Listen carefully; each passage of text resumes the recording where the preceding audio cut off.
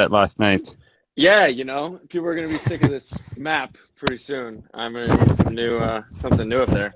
Any Are you gonna ideas? put Are you gonna put like pins in there as you go to places? They So have them. I have it. Yep, I got them Okay. in here. But I You need can't. I need ones you can really tell.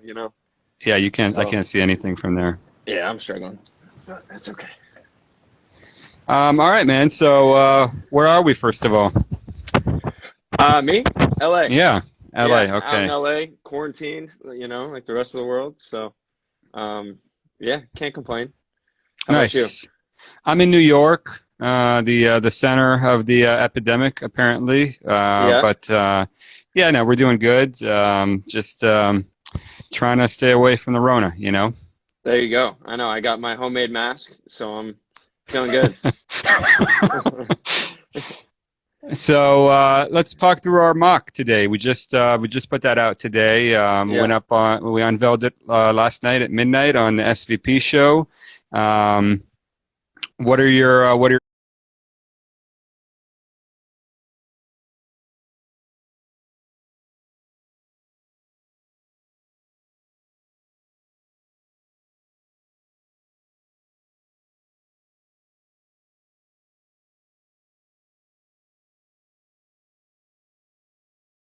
Who fits and helps.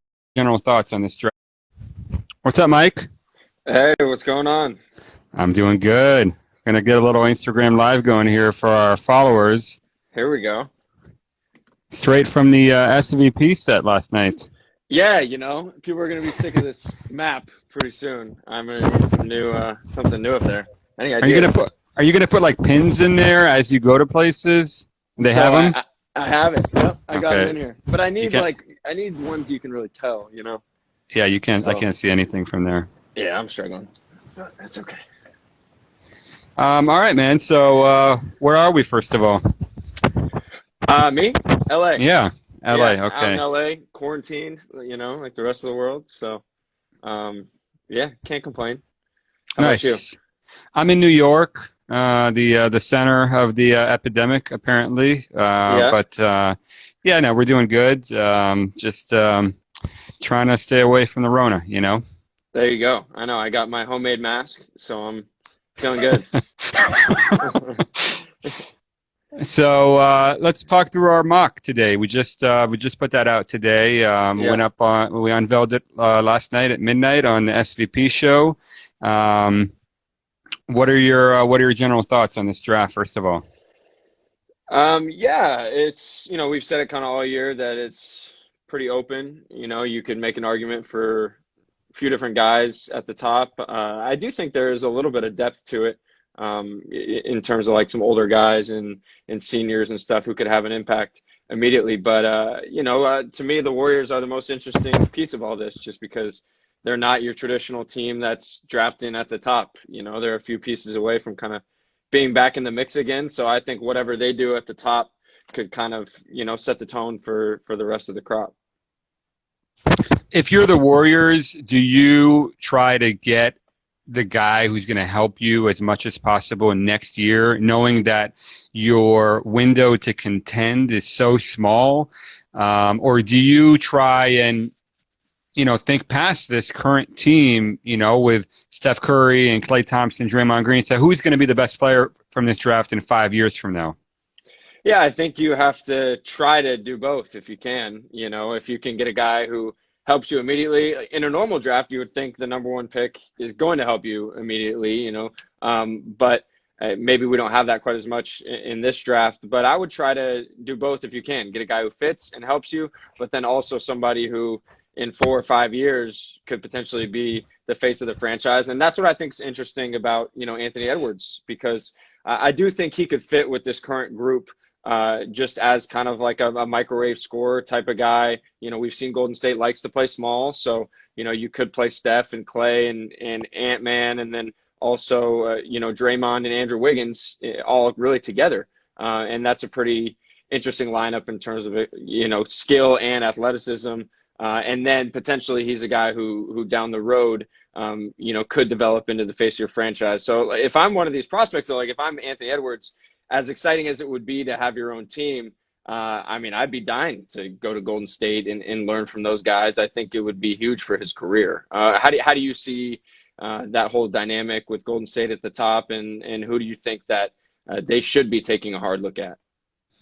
Yeah, everything we're hearing so far is that, they this was a miserable season for them, and that they want to go back to winning as quickly as possible, which they will. Just getting Curry Yeah. and Clay back is going to get you there. But I do think that they're going to be targeting some of these older guys, Yeah. the more polished players. You hear Obi Toppin's name come up a lot with them. He could be a fit for Hmm. on that roster. You hear Halliburton as a Hmm. guy that they like, maybe to play that Sean Livingston type role. I mean, they really lost a lot of depth the last few years. People talk about, okay, they lost KD, that's huge, but also Iguodala, Livingston, those guys were huge pieces for them. Hmm. And so just getting some more IQ and shooting and positional versatility defensively, I think is going to be a big thing for them. So, but if I were the Warriors and I get the number one pick, I'm taking LaMelo Ball just Hmm. because Hmm.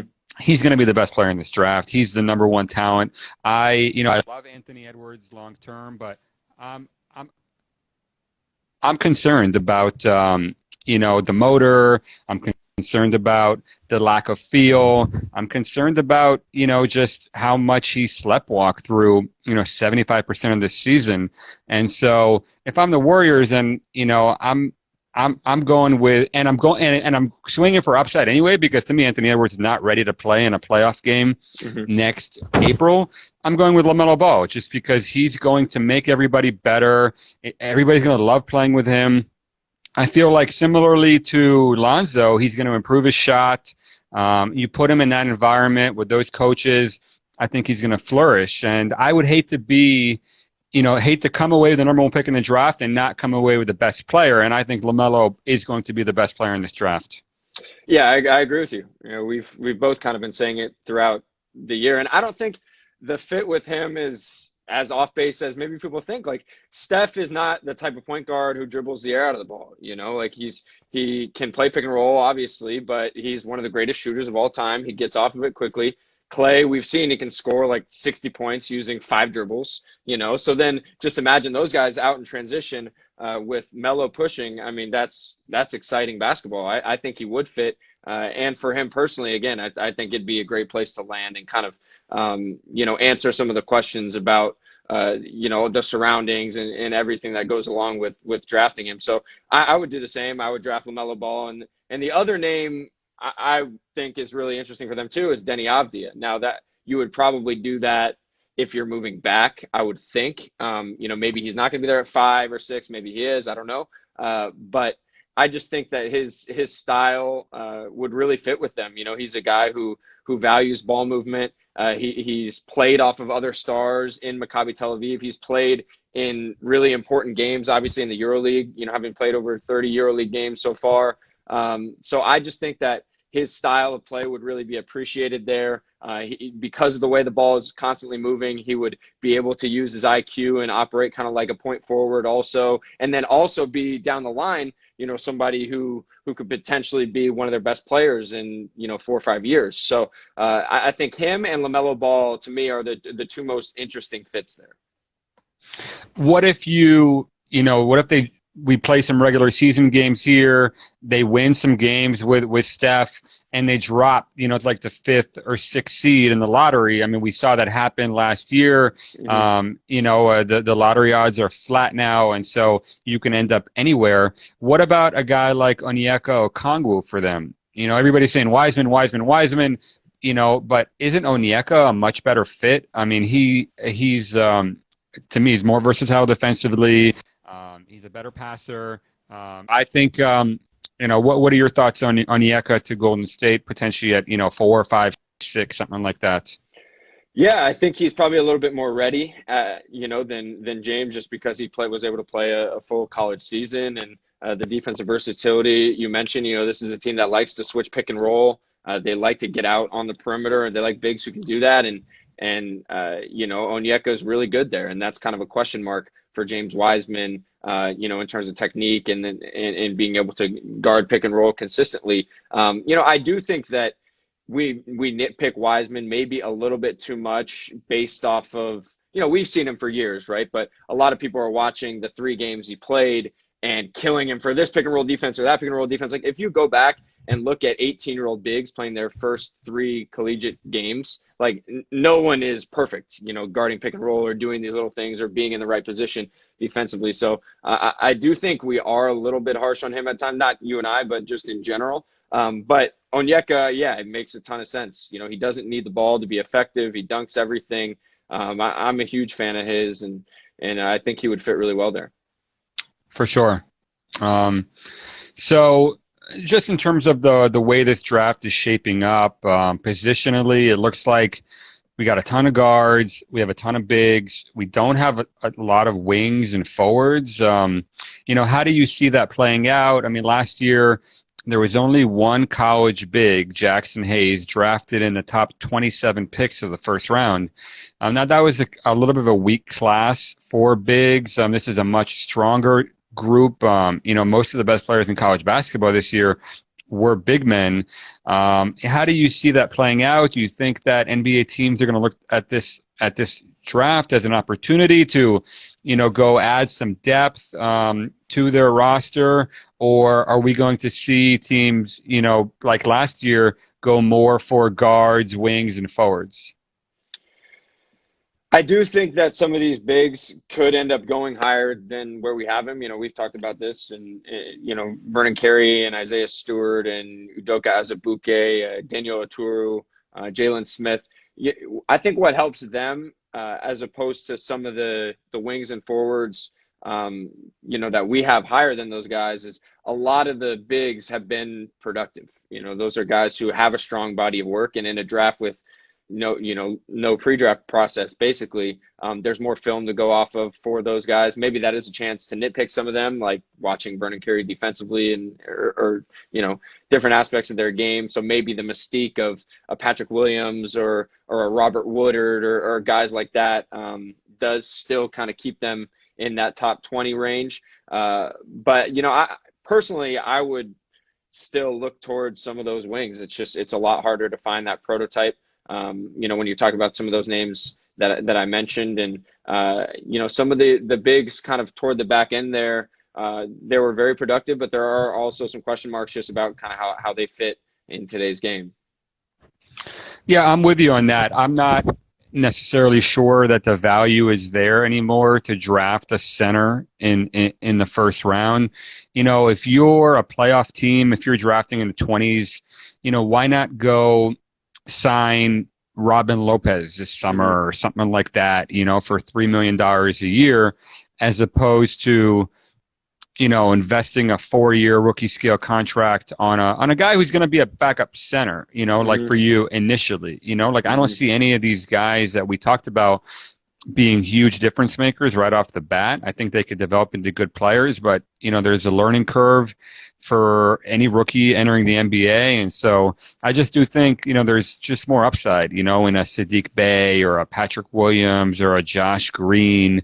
I'd even take a flyer on Alexei Pokusevski, just thinking if this guy hits in 3 or 4 years, I mean, this is it's a type of player that's very hard to find in the NBA right now. And you just see, all these bigs were just, discarded for nothing at the trade deadline. You're using second round picks to get off of backup bigs. And so that's just where I struggle, having 7 or 8 centers in the first round, like we did, 5 years ago. I don't, maybe it will go back to that. I mean, I remember like the year Caleb Swanigan got drafted, we had him, 40th all year. We said, who's going to use a first round pick on him? There's no value. And then he went 25th, I do think that, GMs could revert back to that. I mean, we're seeing more, 2 big lineups this season. It's becoming definitely more of a trend. And so, a guy like Jalen Smith, for example, he's more attractive now probably than he was 3 or 4 years ago, just because, well, you can play him at the 4, you can shoot.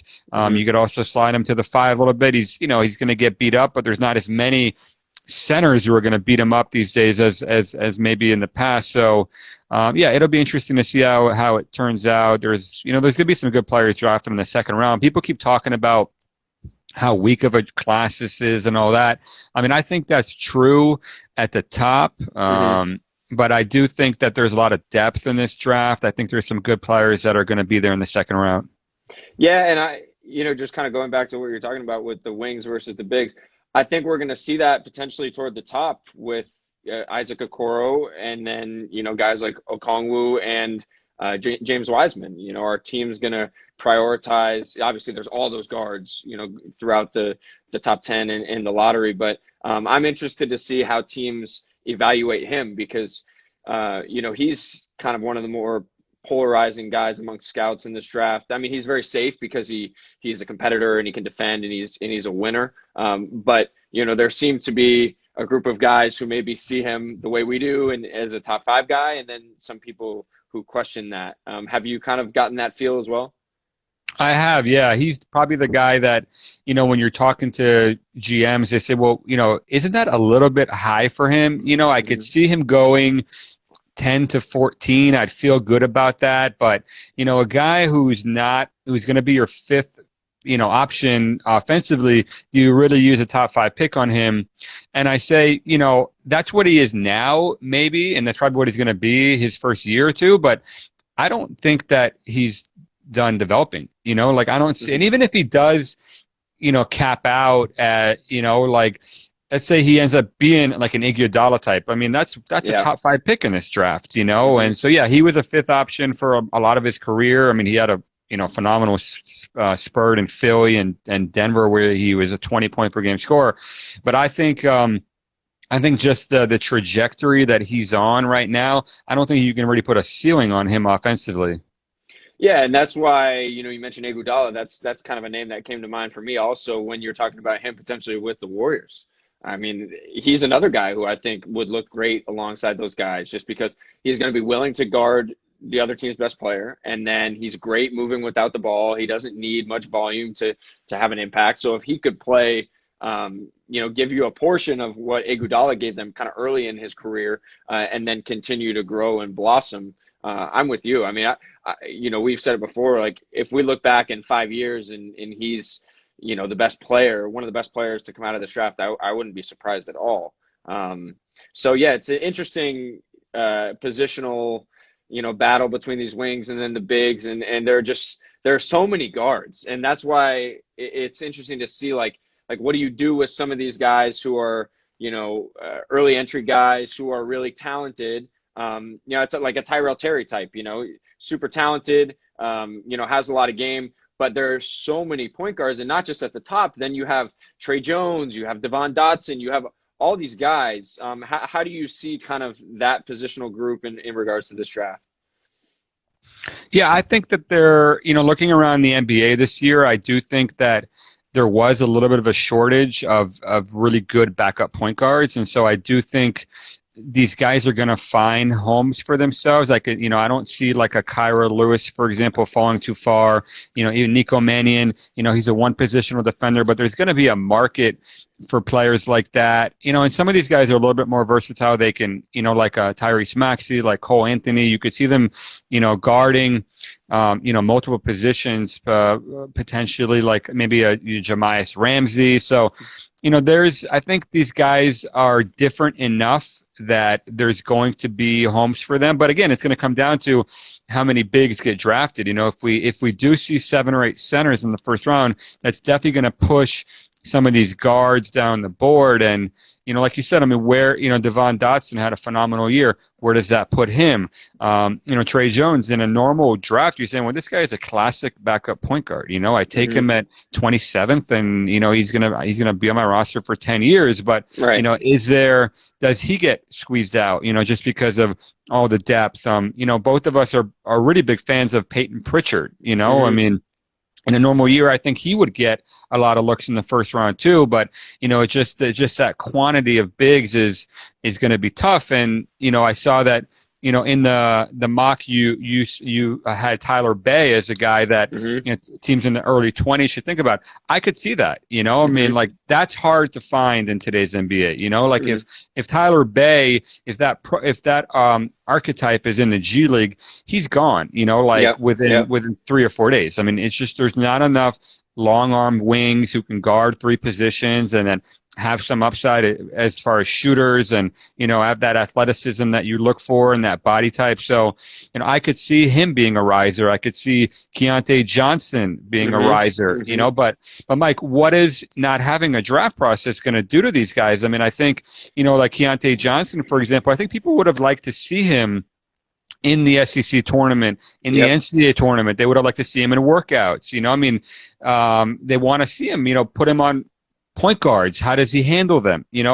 What does that mean for some of these younger guys that were hoping to have a draft process to go through, or even like a Malachi Flynn, for example, who, played in the Mountain West all year, the non-conference, he didn't really go up against any real athletes from Power 7 conferences. How does that affect a guy like him? Yeah, I mean, listen, for the smaller school guys, those are, like you said, some of the biggest games you're going to be playing against some of the best opponents in the NCAA tournament. And as much as we want to say, oh, don't fall into the tournament hype and what you see in the tournament or even conference tournaments, look at the whole picture. Well, I want to see how those guys look when it's a pressure-packed situation. You remember what John Morant looked like in the NCAA tournament. Like, we saw him, and then in the conference tournament too, when the lights were bright and he put that team on his back. And that was kind of when we really liked him before that, but you could stamp him and say, okay, like this dude has it. He has it. It's a done deal. He's an absolute stud. I remember sitting there next to you, and where were we? That was in Evansville. Evansville. Yeah. Shout out to Evansville. And he had just some ridiculous plays and was barely breaking a sweat. And we just kind of looked at each other like, okay, this kid's going to be a stud. So I think it does hurt kind of some of the smaller school guys. And then if I'm a team, I'm trying to identify who are the guys who would have risen in the process and aren't going to, and how can we go get them? Like who are is it a Robert Woodard, a guy who, if you get him in a combine setting, if he were to play, or you get him in a workout setting or you see him shoot the ball and get him in your building and sit down with him, he's a guy who I honestly thought could really rise. And now if you're an NBA team drafting in the late 20s, I would try to identify a guy like that and say, okay, let's get ahead of the curve here because we could potentially get a steal. But I also think it's interesting for some of these kind of prep to pro guys also, because some of these guys were really banking on, the Nike Hoop Summit or that G League, the G League Elite Camp or the G League Combine, or potentially playing at the Combine, because as you and I know, not every GM is early in the season making sure that they go see this guy or that guy who's not even playing college basketball. So I'm curious how you think it's gonna affect that kind of archetype, and then also the international class. How does the lack of a process kind of change things for them? Well, guys are going to have to go back to school. I think that it's going to help the 2021 draft a lot because, I'm talking to agents and they're saying, why would I put my player's name in the draft right now? There's nothing for us. There's no process for us. Let's just play it safe. And, even if there's no summer league, there's no off season, it's not ideal from a development standpoint. It's not exactly how you want to enter the NBA. And so if you're really hard pressed for money, I think that, some of these guys are going to end up staying in Europe for another year. I could see like a Pokashevsky, for example, staying. I could see a Marcia staying. And, that will take a little bit of the depth out of this international group. We've talked all year about how strong of a draft this is going to be internationally. But what I do think you might see is, teams in the 40s and 50s looking for guys that are young, that are potential breakout candidates in 2021 and say, can we get ahead of that and, just lock this guy down based on his film? If you're drafting 55th, like do you look at Ferran Hunt from SMU, for example, you say, this guy's arguably the best athlete in the draft. He's an emerging shooter. He's a multi-positional defender. He's got a great body type. Maybe we just take him. We promise him we'll put him on a two-way contract for a year or two, and we see what happens. I mean, if you're a GM, Mike, is that something that you would look at? Because in the 50s, you're normally not getting too much. I mean, the hit rate is pretty small. 100%. That's what I'm all for doing that when there is a pre-draft process. You know what I mean? I think that's something teams should be doing more of, honestly, is doing their homework early, identifying these are the guys we really like, and then you rely on your relationships. I think that's going to come into play in a huge way this draft. Just agent relationships with the team. Does the agent feel comfortable telling everyone else, hey, we're not doing any Zoom meetings with anybody else. We're shutting it down. That's what's funny about this. Like if you shut it down, it's kind of like, what are you shutting down? There's no Right. like real process. No FaceTime today. Yeah, no FaceTime today. But I do think like with the medical and there are different ways that you could steer your player to a certain situation. But I do think, this is could be the year of the promise, if teams really wanted to try and get creative and go that route.